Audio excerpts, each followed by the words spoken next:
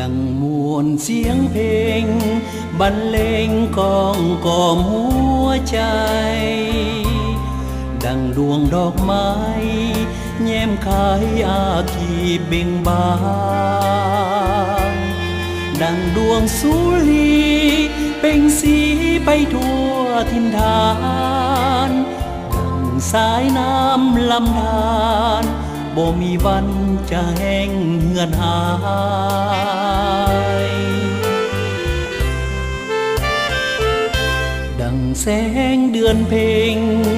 เป่งแสงแจ้งทั่วหน้าการผู้ปีศาจนำพาสาลาวพ้นภัยท่านพาลาวเดินตามเส้นทางปลดปล่อยมีใสเปลี่ยนแปลงสาลาวยุคใหม่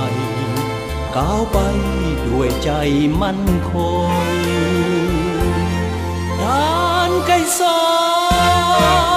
นลุงไกรสอนวีลาบุรุษยิ่งใหญ่ท่านคือดวงใจศาสตร์ใด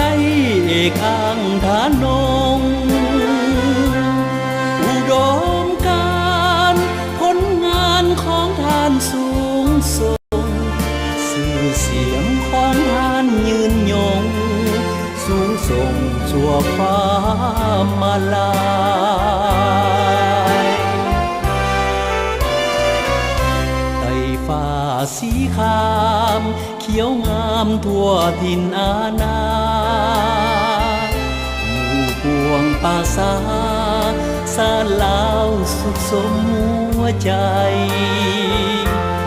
จับมือกันก้าวเดินสู่ยุคสมัย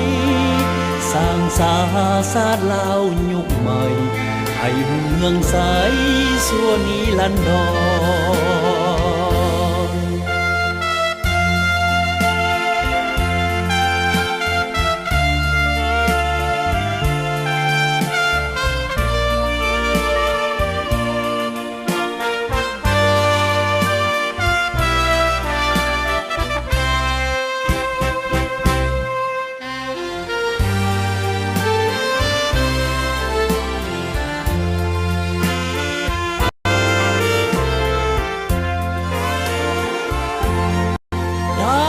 ไกรสอ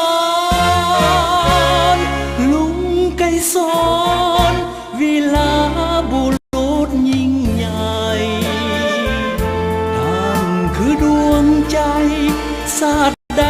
เอกอังธนงอุดมการณ์ผลงานของท่านสูงส่งชื่อเสียงของท่านยืนยงสูงส่งชั่วฟ้ามาลายไต่ฟ้าสีครามเขียวงามทั่วถิ่นอาณาหมู่พวงป่าสาสาลาวสุขสมหัวใจจับมือกัน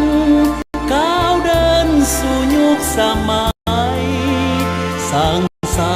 สาลาวยุคใหม่ให้หุ่งเมืองใส